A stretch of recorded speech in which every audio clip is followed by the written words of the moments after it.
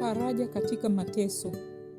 Dada mpendwa T, nimesikia juu ya mateso yako na nimeharakisha kuandika mistari michache. Dada yangu mpendwa, ninao ushuhuda mzuri sana kwamba Bwana anakupenda.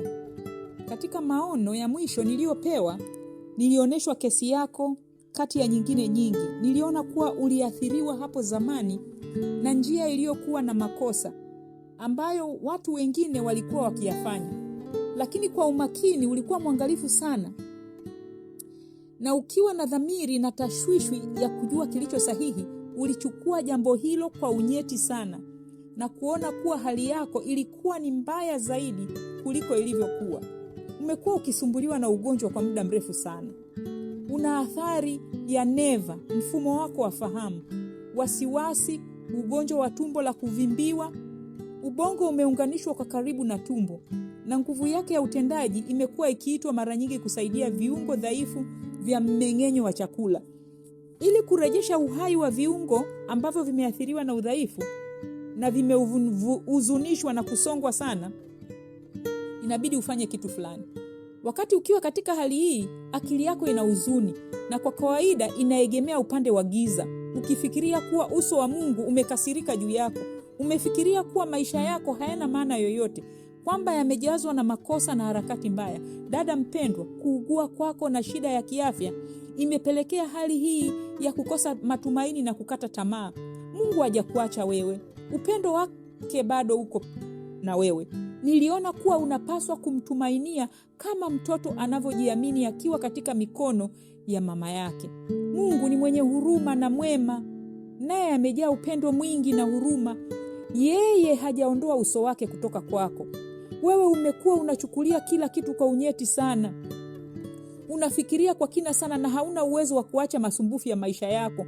Unafadhaika na kukata tamaa katika akili yako. Niliona kwamba Mungu ni msaada wako wa sasa, lakini ungemwamini yeye tu. Lakini umekuwa na mashaka yanayokutoa kutoka mikononi mwa Mungu wako mpendwa, Mwokozi mwenye upendo. Yeye asiyemwachilia mwanawe afe aje kwa ajili yetu hapa duniani na akamtoa kwetu, atakosaje kutukirimia na mambo yote pamoja naye? Ni ahadi ya pekee ya namna gani hii? Tunaweza kuidai kutoka kwa Baba yetu wa mbinguni, mwenye fadhili. Mibaraka mikubwa imewekwa kwa ajili yetu. Tunaweza kumwamini Mungu, tunaweza kumtumaini yeye, na kwa kufanya hivyo tulitukuze jina lake. Hata kama tumeshindwa na adui, bado hatujatupiliwa mbali, hatujaachwa na kukataliwa na Mungu. Hapana. Kristo yupo mkono wa kuume wa Mungu ambaye pia anatuombea hata hivi leo. Ikiwa kama mtu atatenda dhambi, tunaye mwombezi mbele ya Baba, Yesu Kristo mwenye haki. Nataka niseme dada yangu, wewe usiutupe ujasiri wako. Roho yako masikini yenye kufadhaika isimamishe katika ahadi za Mungu. Kwa kufanya hivyo, pingu za adui zitavunjwa, mapendekezo yake hayatakuwa na nguvu. Usisikilize minong'ono ya adui. Kuwa huru kutokana na kuumizwa. Kuwa na ujasiri. Uambie moyo wako masikini na uliofadhaika, mtumaini Mungu, kwa maana nitamsifu tena aliye afya ya uso wangu na Mungu wangu. Najua Mungu anakupenda. Weka tumaini lako upande wake. Usifikirie kuhusu vitu vinavyoleta huzuni na msongo. Hamisha akili yako kutoka kwenye mawazo yasiyokubalika, yasiyopendeza, na umfikirie Yesu aliye wa thamani. Kaa katika nguvu zake zinazookoa. Upendo wake usiokoma, upendo wake usio na kifani. Ndiyo, hata kwako. Ninajua kuwa Mungu anakupenda. Ikiwa huwezi kutegemea imani yako mwenyewe, basi tegemea imani ya watu wengine. Tunaamini na kutumaini kwa ajili yako. Mungu anapokea imani yetu kwa niaba yako. Umejaribu kutenda kwa usahihi na Mungu anakusikitikia kwa huruma. Uwe na moyo uliochangamka. Uiambie huzuni na mashaka yako kwa heri. Kwa kuruhusu na kuendeleza hali ya mashaka, unamvunjia Mungu heshima. Kuna amani katika kuamini na furaha katika Roho Mtakatifu.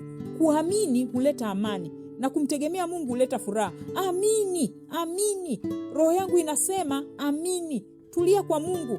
Sadiki ya kwamba yeye ana uwezo kukilinda kile ulichokiweka amana kwake hata siku ile. Yeye atakufanya wewe kuwa zaidi ya mshindi kupitia yeye. ambaye anakupenda. Mungu akubariki dada na kukuimarisha imani yako inayoyumbayumba. Ndio ombi letu. Tunakupa hii mistari michache tukiamini inaweza kukusaidia.